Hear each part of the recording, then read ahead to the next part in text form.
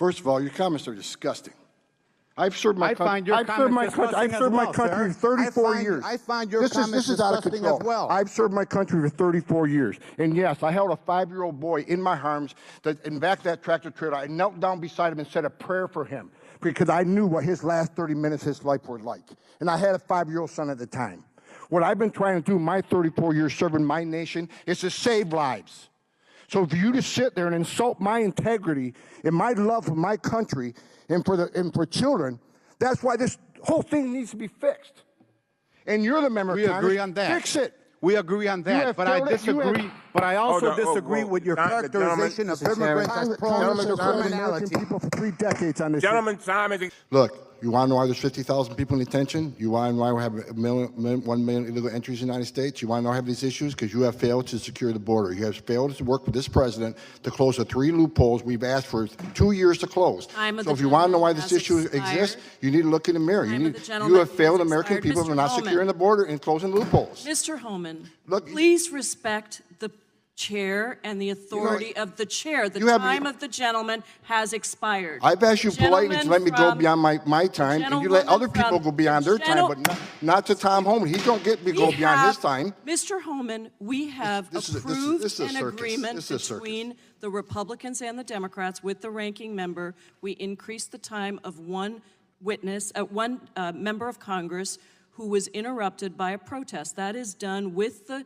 approval of the ranking member. Please respect the chair's authority. I respect the chair's authority, but the chair... Mr. Homan! You work for me. I'm a taxpayer.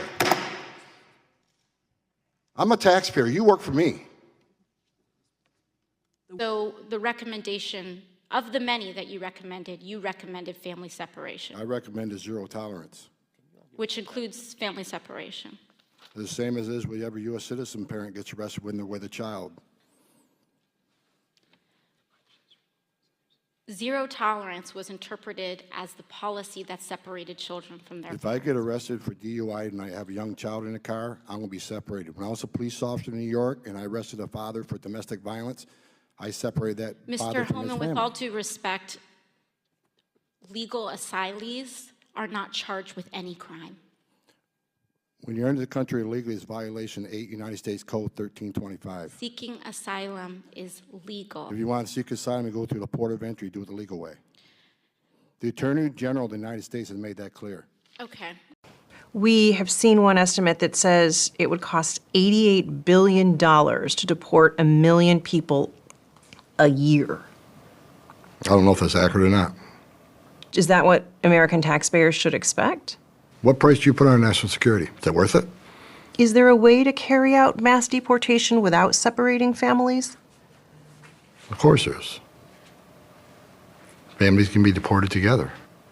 You better start packing now.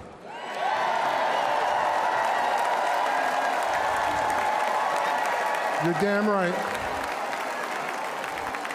Because you're going home. I got another message. Another message to the criminal cartels in Mexico. You smuggled enough fentanyl across this country to kill 148,000 young Americans. You have killed more Americans than every terrorist organization in the world combined. And that's when President Trump gets back in office. He's going to designate you a terrorist organization, and he's going to wipe you off the face of the earth. You're done. You're done. Why would you release 5 or 6 female children to one male sponsor? Why would you do that? So God help these children. God help these children. I love kids. And this administration, I don't want to hear another word about you being humane.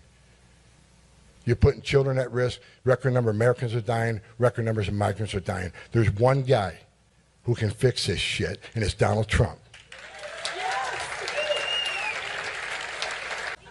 Look,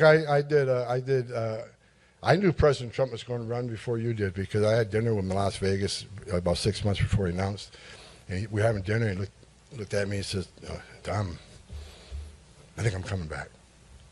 If I come back, can I get you to come back?